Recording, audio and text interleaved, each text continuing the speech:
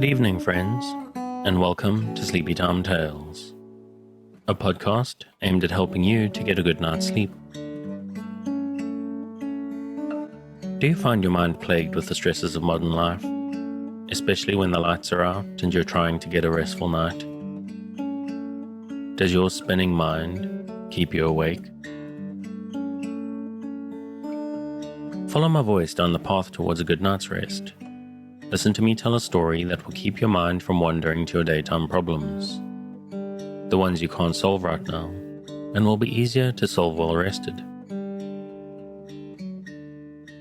Listen to my voice and allow yourself to drift, following the twists and turns of the story, but slowly letting go and drifting into sleep.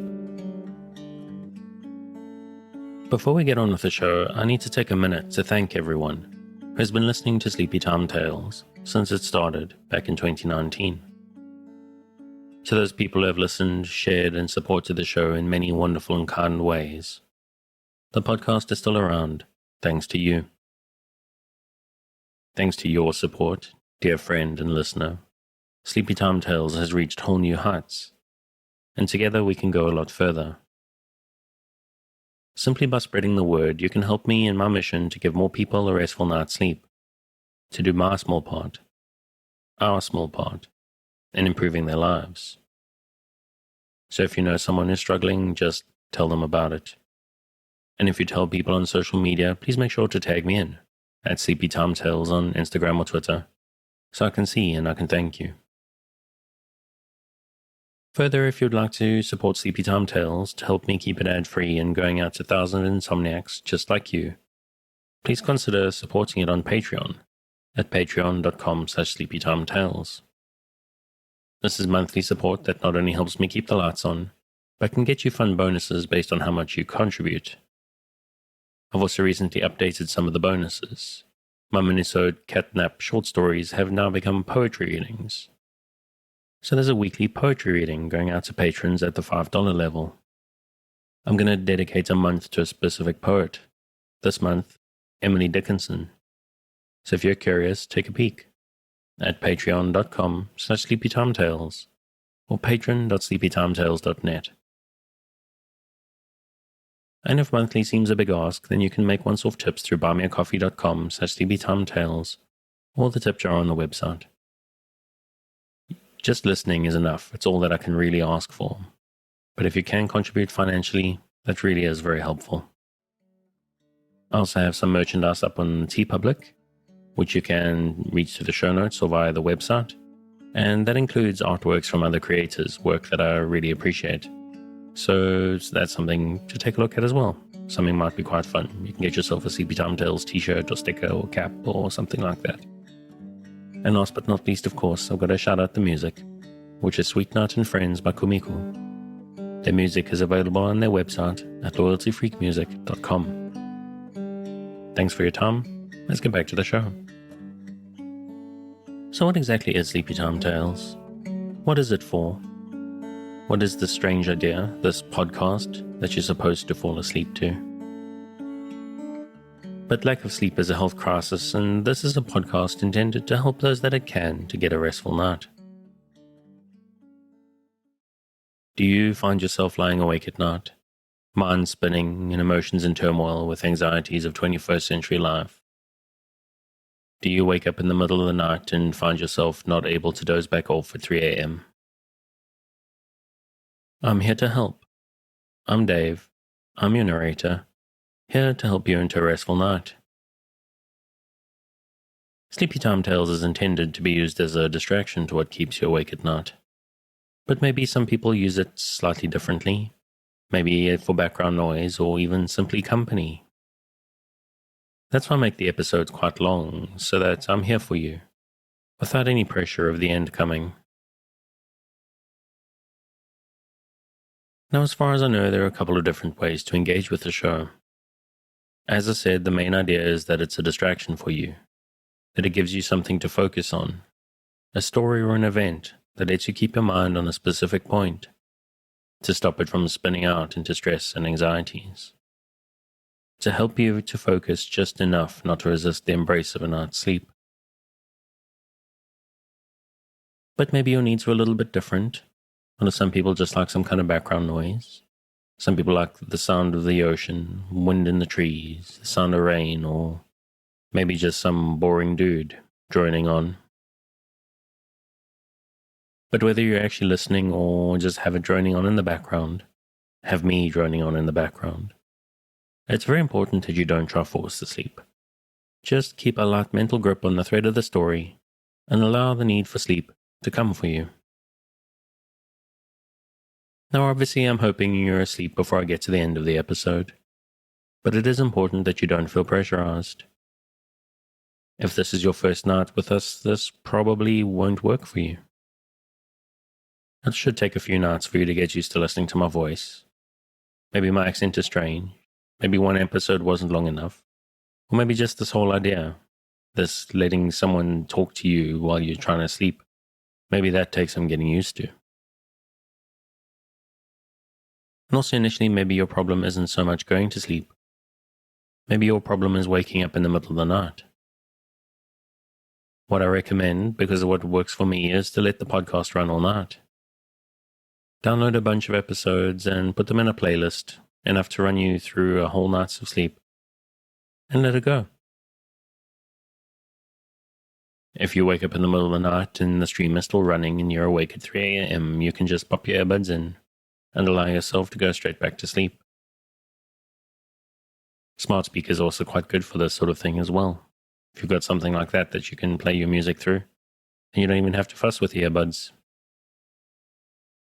As long as you're not sharing the room with someone who finds it strange and uncomfortable. But sometimes even there's other options, maybe, or other ways that sleep gets disturbed. Maybe you're one of those people that wakes up sometimes 60 minutes or 30 minutes before the alarm. What I recommend doing then is exactly the same as if it was 3 a.m.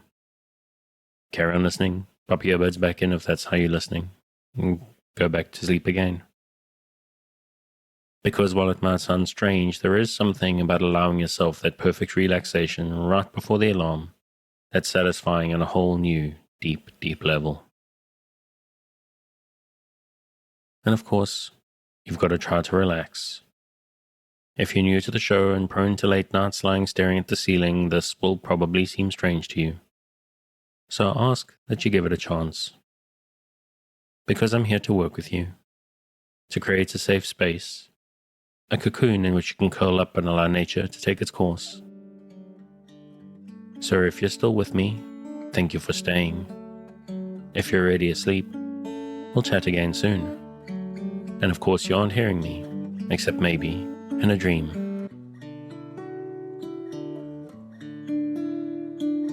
Old Glass and How to Collect It by J. Sidney Lewis. Illustrated. London, T. Warner Laurie Limited, 30 Newbridge Street, EC4. The author desires to express his best thanks to Miss Whitmore Jones, Mr. Cole of Law, Fulsham and Cole, Mr. A. Edwards of Messrs. Edwards Limited, for their kind permission to include samples of Old English and Irish glass from their collections, and to Messrs. Sotheby, Wilkinson and Hodge, for allowing him to include the list of prices fetched by various specimens at their sales. He is also desirous of acknowledging the assistance he has received from the authorities of the British and Dublin museums, and also to the late Mr. J. Herbert Bailey, to whom, and to the connoisseur, he is indebted for several of the illustrations. His indebtedness to the great works of Mr. A. Hartshorne is one which he shares with every writer who takes as his subject Old English glass. Chapter 1. Introductory. The origin of glass is lost in antiquity. Pliny indeed ascribes its discovery to certain Phoenician mariners, who being shipwrecked upon a sandy shore, used a block of the natron which has formed their cargo to support a pot, which they were putting over an improvised fire.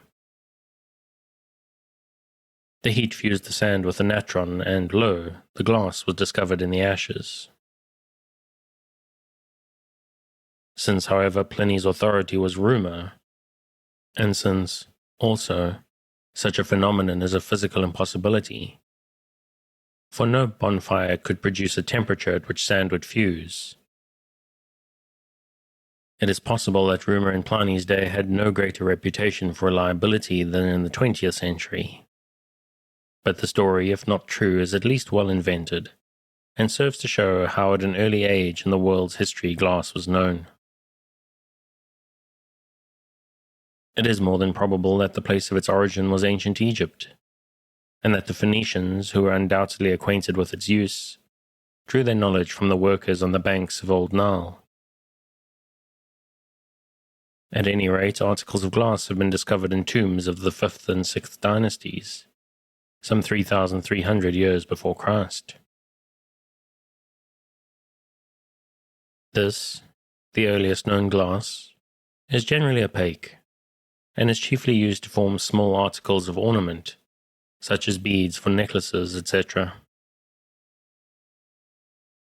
The agri beads found in Anglo-Saxon barrows, and made in our own time by the Ashantis and neighboring tribes, are of similar type.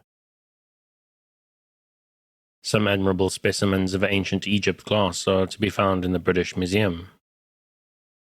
Among them is a turquoise blue opaque glass of Thutmose III, the greatest of all the kings of Egypt, dating from about 1550 BC. At a later date, glass was extensively made in Alexandria, the sand in the vicinity being of exceptional purity, and so suitable for its manufacture. The city speedily became celebrated for the beauty of its output, and articles of Alexandrian glass were largely exported to Greece and to Rome, where also in the space of a few years glasshouses were established, and to Constantinople, which was in time to become famous for the manufacture of colored glass, and of the mosaics so dear to the Oriental taste. The Greeks do not appear to have developed the art of glassmaking at a very early age, but specimens of glass have been found in Grecian tombs, and in the golden age of ancient Greece, when art and literature reached their zenith under Pericles, glass was certainly employed for the purposes of architectural decoration. In Rome, however, the art of glass manufacture found a congenial home, and was developed to a high pitch of excellence. So widespread was its use that it is a truism to say that in Rome of 2,000 years ago, glass was employed for a greater number of purposes, domestic, architectural, and ornamental, than it is today. Even though the glazing of windows was in its infancy, and the use of the material for optical purposes was scarcely known. In effect, colored and ornamental glass held much the same place in the Roman household that china and earthenware do among us today. Glass was used for pavements and for the external covering of walls. The Roman glassworkers were particularly happy in their combination of colors, both by fusing together threads of various colors, by fusing masses, so as to imitate onyx, porphyry, serpentine, and other ornamental stones. The most interesting of all was the famous cameo glass. A bubble of opaque white glass was blown, and this was coated with blue and a further layer of opaque white superimposed. The outer coat of blue was removed from the portion which was to display the design, leaving the white to be carved into whatever figures the artist's fancy dictated. The finest example extant of this kind of ware is the famous Portland vase in the British Museum.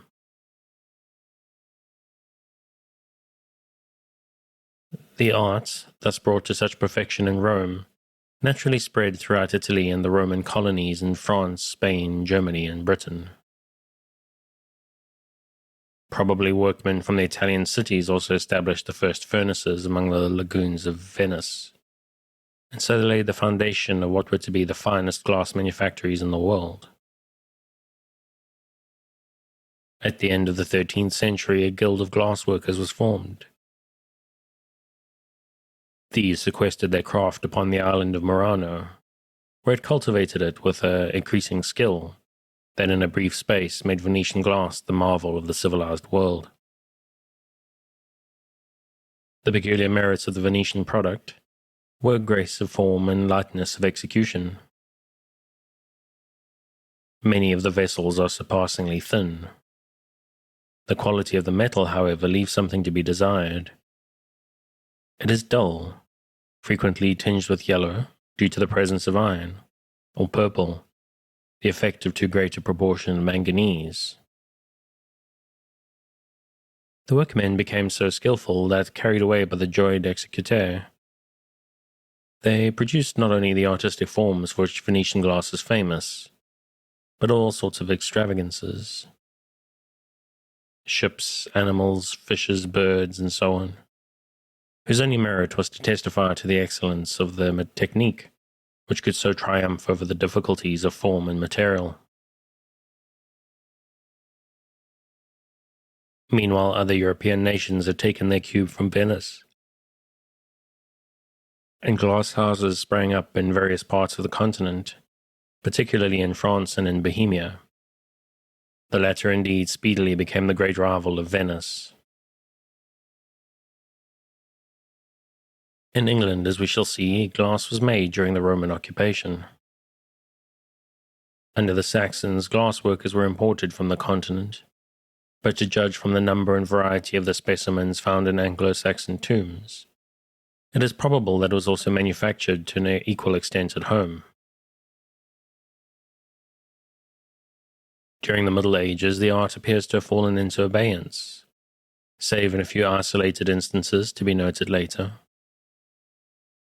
But in the 16th century, the custom of using glass vessels was introduced from France and the Low Countries,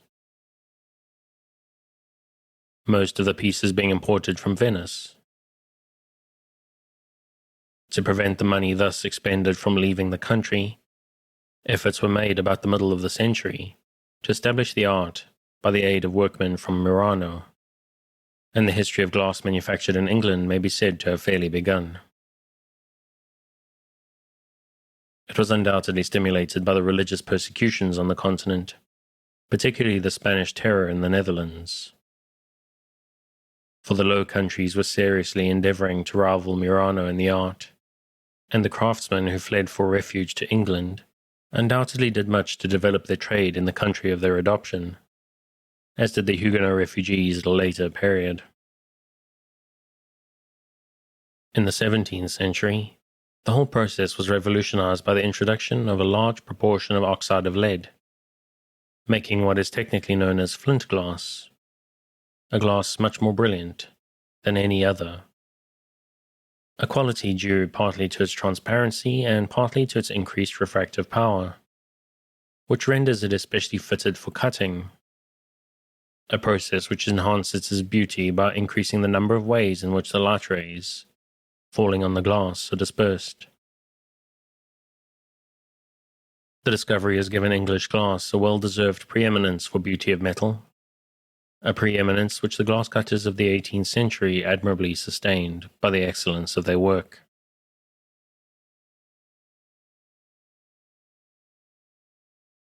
All this time, the art of glass-making on the continent had been developing. In particular, the Venetian workers at Murano had perfected the art of colouring and enamelling glass, a result which was later to have its influence upon English artists. An admirable example of what they achieved in this direction is in the old spinet of the South Kensington Museum, which once belonged to Queen Elizabeth of Bohemia, the daughter of James I. Whatever its merits as a musical instrument, its once gorgeous gilt crimson leather case hides an interior of the utmost interest to students of glass, for the interior of the lid is panelled into 18 divisions, each representing some classical subject: Narcissus, Daphne, Andromeda, Argus, etc., admirably done in coloured glass. The front of the keyboard, the stretcher bar, and the keys themselves are also elaborately decorated in similar fashion with colored glass, silver, or enamel.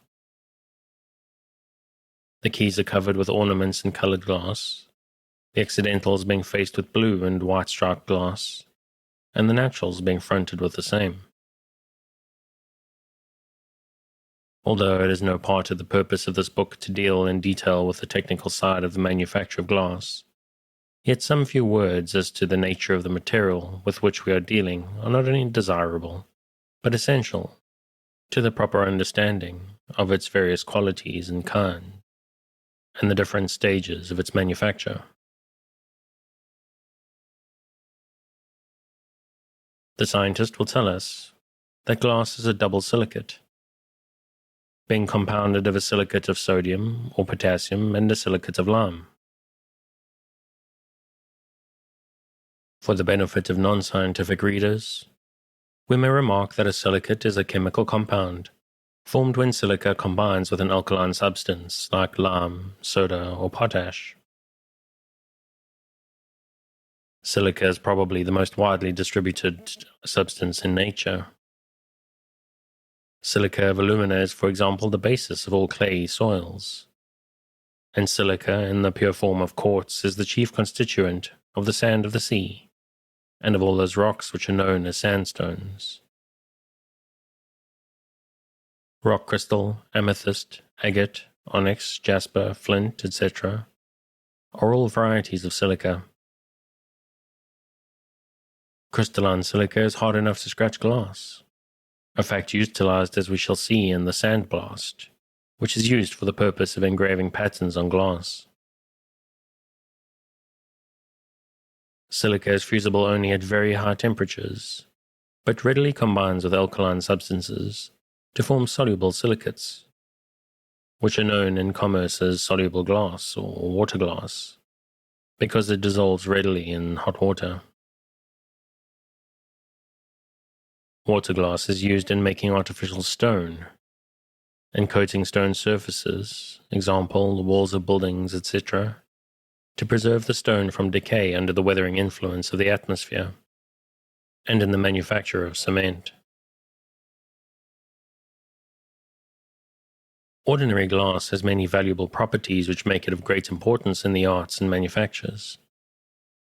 Among these may be mentioned the fact that it can be made to take any shape with ease. It resists the action of all ordinary acids, and hence is of the utmost value to the chemist and the chemical manufacturer. Hydrofluoric acid alone attacks it, by combining readily with its silica and so dissolving it. For this reason, hydrofluoric acid is used in etching on glass. Again, glass is cheap, being literally made from the dust of the earth. It is transparent and so can be used in buildings, transmitting light whilst protecting from the inclemency of the weather. Its transparency, too, combined with its high reflective power, make it of inestimable value in the manufacture of optical instruments. It is this high refractive power, too, which gives to cut glass its beautiful luster and sparkle. And one aim of the glass founder is to increase this refractive power, and so enhance the brilliancy of his product. If glass could be made which would refract light to the same extent as the diamond does, it would exhibit the same fire as the king of gems. It is hard and close in texture, and so is capable of taking a high polish. Its great drawback is its brittleness, but this can be reduced to a great extent by immersing it, whilst red hot, in a hot bath of paraffin oil, wax, or resin. A tumbler of glass so tempered may be dropped on the floor without breaking.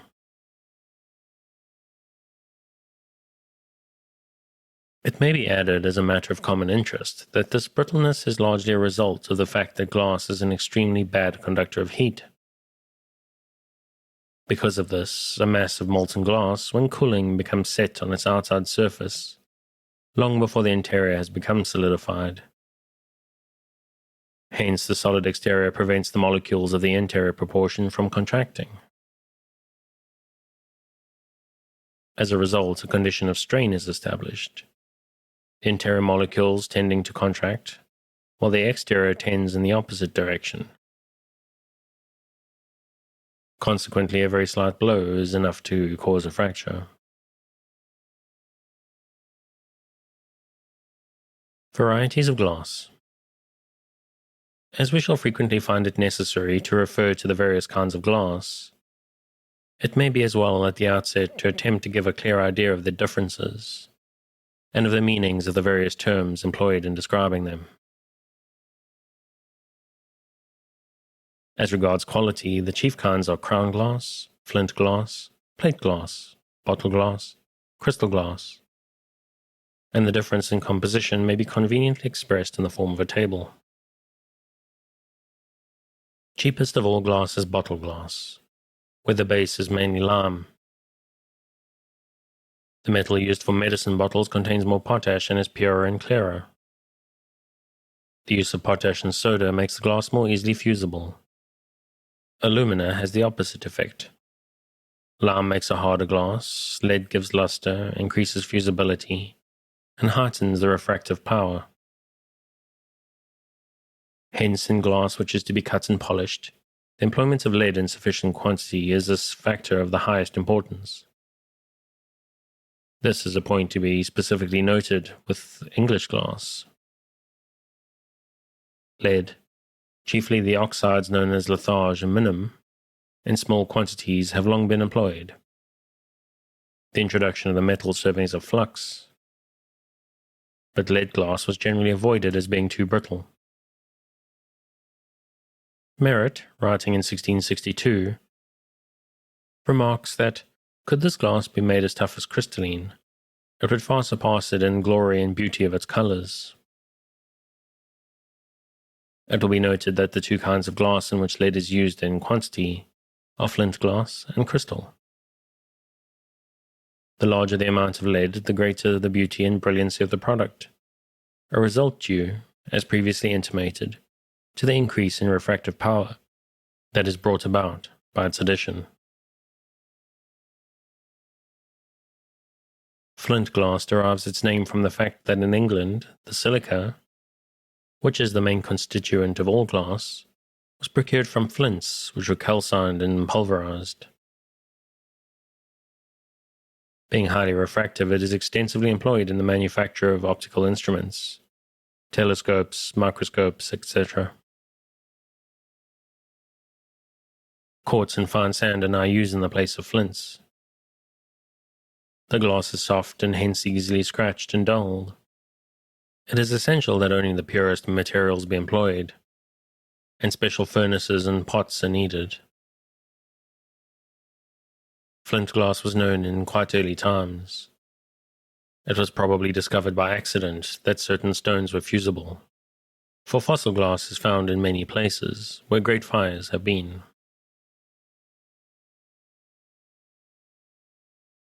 Volcanic glass, obsidian, is a well-known substance. While there exist in Scotland ancient forts, the stones of which have been fused together by the action of heat. The Venetians used quartz in preference to sand, since the latter was liable to contain impurities, and the Venetian craftsmen who settled in England were accustomed to ensure the purity of their silica by calcining flints. Crown glass is the finest sort of ordinary window glass. Plate glass is the superior kind of thick glass used for mirrors, shop windows, etc. It will be noted that it is the only kind of glass which contains soda. The process of glass manufacture comprises 3 stages: mixing, melting, and blowing. The various ingredients are first finely ground and then thoroughly mixed by the aid of a mixer, forming what is known as the batch. This is placed in melting pots. These are crucibles of fire clay, i.e., clay capable of withstanding the action of heat. The clay must be of the finest quality and be carefully freed from extraneous matters which might affect the quality of the glass. Hence, the manufacture of the pots is itself an industry of some importance, and as each costs some £10, they form an important item in expensive manufacture, especially as the pots are short-lived, some 8 to 10 weeks being the average life of one of them. The ordinary pot is an inverted section of a cone, the apex being closed. For flint glass, a covered pot is essential, the form ordinarily adopted being a bell jar closed at the bottom and with an arched opening at the top. Each pot holds from 10 to 15 hundredweight of the batch. When full, the pots are placed in specially constructed furnaces, holding from 5 to 15 pots, and capable of producing a temperature from 10,000 to 12,000 Fahrenheit. The details of the firing are intricate and interesting, but have no direct bearing on our purpose. Their object is to produce complete fusion, to allow for the removal of all impurities, and to ensure the homogeneity of the product. The final stage with which we are concerned is that of blowing, since all table glass, worthy of being called table glass, is blown. In other words, every decanter, vase, tumbler, and wine glass of the better sort begins its existence as a bubble of molten glass at the end of an iron tube, the glassblower's tube, and owes its form to the delicate touches of simple tools, held in a skillful hand and guided by a trained eye. It is this fact which gives glass its individuality. There is no hard and fast rigor of line, no mechanical uniformity of shape, such as is associated with machine-made goods. Even the simplest wine glass is an individual thing, which the taste of the craftsman is as endowed with artistic distinction, while retaining its simplicity of form. It is a matter of regret that the glassblower's art is seriously threatened in these latter days of hurry and competition. The demand for cheap glass has led to the introduction of blowing machines, in which the bubble of molten glass is taken up by one of many blowing tubes and placed inside a mold, air being driven by machinery through the other end of the tube, and inflating the bubble until it touches the sides of its mold. The budding craftsman thus loses the practice of blowing these simpler forms, and as he is now forbidden to work at the furnaces until he is over 14, he often fails to acquire that lightness and dexterity of hand, which are the mark of the first-rate craftsman, and which can be most readily attained in early life. There is, of course, no reason why common vessels should not be produced in this way, and tumblers, decanters, and lamp glasses are so manufactured in large numbers. Needless to say, molded or pressed glass has little value, either intrinsic or artistic, in the collector's eye, unless it has acquired distinction on account of its age. For molded or pressed glass has been known from early times, and it is of the greater interest, since only English glass, i.e. flint glass, or glass of similar characteristics, can profitably be so dealt with. It will be readily understood that only glass of a low melting point, which does not quickly solidify, and which at the moment of solidification expands and fills out the interstices of the mold, can be successfully treated in this way. One bar to the extensive use of this form of glass was the cost of the essential lead and potash. These are often now replaced by burity and lime, with the result that a very suitable glass is produced, which contains no appreciable quality of either lead or potash. The art of glass cutting in Europe dates back to the middle of the 16th century, when it was extensively practiced on the continent, particularly in Bohemia. The earliest examples were probably imitated from the rock crystal cups of ancient Greece and Rome. There is no doubt in that in both these countries the art was practiced for the ornamentation of the famous Crystallinium, while some vessels were undoubtedly cut out of solid block. The discovery of flint glass revolutionized the art of the glass ornamentation. The strong refractive powers of the new glass made it especially suitable for cutting, which brought out a wonderful fire and sparkle that even the finest art of Bohemia and Venice had not been able to attain. At first, of course, the English craftsmen were far inferior in artistic merit, both as regards design and execution, to those of Bohemia. But the superior brilliancy of the metal atoned to a great extent for the deficiencies of the workmen, and early English cut wine glasses and punch glasses are by no means to be despised. L'article anglais solide and comfortable, mais sans élégance, spread the fame and fashion of English glass throughout the continent, and incidentally over the world. The earliest examples of English cut glass are perhaps the thistle-shaped glasses, originally fashioned in Bohemia, but adopted by Scotland, as representing the national emblem. Apart from these, the OG shape was most commonly selected as being more amenable to artistic treatment than the bell.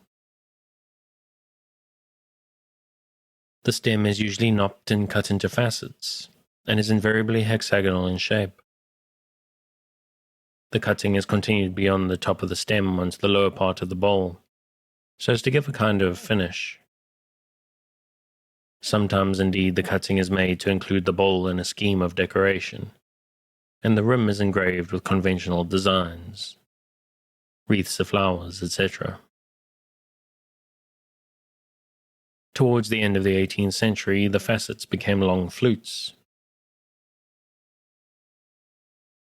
The process, technically known as glass cutting, is essentially one of grinding and polishing.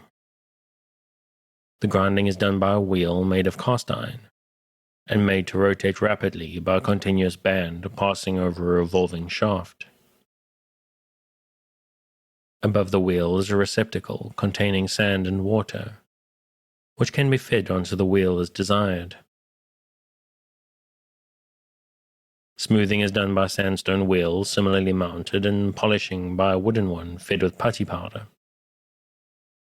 The craftsman holds his piece in the hand, pressing it against the rotating wheel. Engraving is really very fine grinding, done usually with a copper wheel, or rather disc, while etching is done by coating the glass with wax, or some similar protective substance, scratching the pattern through the wax and then subjecting the piece to the action of hydrofluoric acid. It need hardly be said that only the best kinds of glass are cut by a method which makes such demands on the time and skill of the workman. The cheaper kinds of glass are all molded or pressed. Pressed glass is also essentially English, no other kind, save flint glass, being suitable for treatment in this way. It is in the first place essential to obtain a metal which has a low melting point, and one which does not shrink in solidifying, as that would draw it away from the sides of the mold, and so effectively spoil the design. The low melting point of the metal enables the product to be fire polished. In this process, it is reheated to a point sufficient to melt a thin layer of surface, and so remove any roughness due to the process of molding, and leave a smooth, bright surface. The art of pressing glass has been brought to a high degree of perfection, elaborate decorations being produced with ease. The cost of the process, too, has in recent years been lessened by the use of baryta and lime in the place of lead and potash, and in this way the output has been greatly cheapened, while baryta glass, if inferior in sparkle to lead glass, is yet far more brilliant than ordinary glass.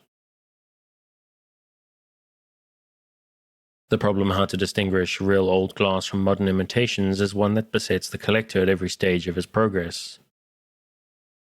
A few specimens supply their own testimony in the shape of a date, but it is by no means impossible to engrave a date on a piece of specious-looking real antiquity, and so give it a fictitious value by making it appear the thing which it is not. And as to the character of the glasses themselves, shape alone is no criterion of age. Apart from the possibility of deliberate imitation, it does not follow that because a piece is ponderous or clumsy in appearance, and to a modern eye unduly capacious, that it is necessarily an early piece. Right from the beginning of glass manufacture in England, two qualities at least were undoubtedly manufactured. The better to ornament the tables of the great, and the poorer for service in kitchen and tavern. Whereas articles of the former were as dainty and artistic as the skill of the craftsman would allow, the latter were roughly made and deliberately ponderous to bear the rougher usage to which they were subjected. As the same practice continues up to the present day, it follows that there is in existence a considerable quantity of common glass with all the attributes, as far as shape and clumsiness of form are concerned, of that of an earlier period. Possibly the appearance of the metal and the style of workmanship are reliable guides as any others. The metal of the earliest glasses was by no means perfect. Instead of the beautiful clarity and perfect transparency we are accustomed to associate with glass, there is often a streakiness or cloudiness visible in the material, together with numerous bubbles and flaws. If the striations are horizontal, the glass is of an earlier type than if they are perpendicular. The sides of the bowl are often irregular, and the stems are often clumsy, uneven, badly balanced, and altogether disproportionate in point of size to an eye accustomed to the slenderer style of modern glassware. An important point is the junction between the bowl and the stem. For some extraordinary reason, the welding of the two seems to have given the ancient glass blowers considerable trouble, and the join is often too easily perceptible.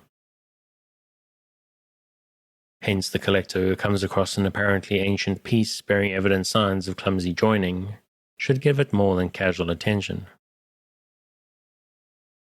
Sometimes, to obviate the difficulty, the base of the bowl was made into a kind of knob, and at other times the junction was hidden by an irregular band, the prototype of the collar which so often appeared in glasses of a somewhat later period.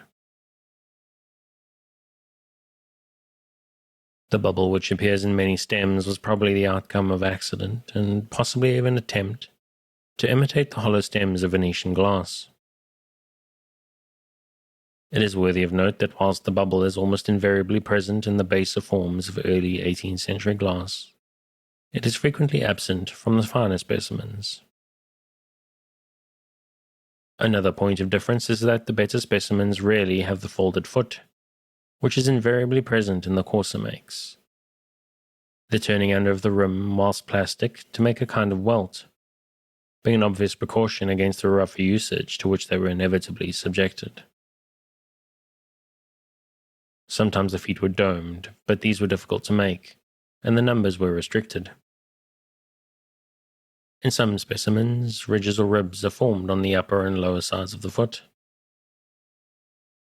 The earliest glasses were devoid of any attempt at decorative engraving, and these plain glasses may be roughly classified by noting whether the glass rests on the flat of the foot or on the rim only, the former of the earlier type.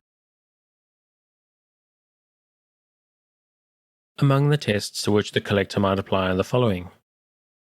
Note whether the glass rings clear and sweet in tone. In twisted stems, note whether the stem twists to the left or the right. The genuine glasses have almost invariably stems twisted to the left. In opaque twisted stems, note particularly the color of the spiral. In the forgeries, the opacity is less definite, the twist often having a kind of translucent look. Genuine old glass often has a cloudy tinge with frequently a tone of steely blue. Forgeries may show a greenish tint. In old glass, the center of the base, where the piece was, after being finished, knocked off the pontil, is generally left rough. In the imitations, it is generally ground smooth.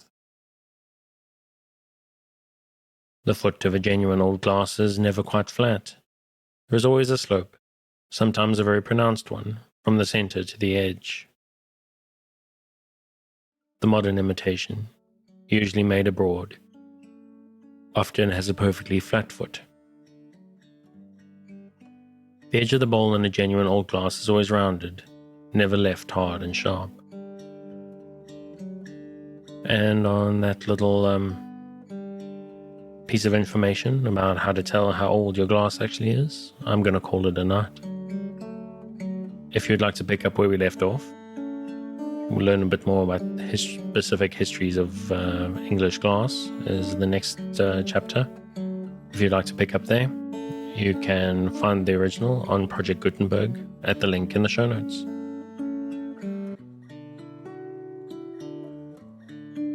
Thanks again for joining me on this episode of Sleepytimetales, the podcast designed around a bedtime story to help you to get a restful night. New episodes will be released every Sunday night to give you something fresh to help you rest in a new week. But make sure to subscribe in whatever service you use so that you get new episodes whenever they come out. A reminder that the music for tonight is Sweet Night and Friends by Kumiko. Check out more of their work on their website, which you'll find linked in the show notes. Good night, and sweet dreams.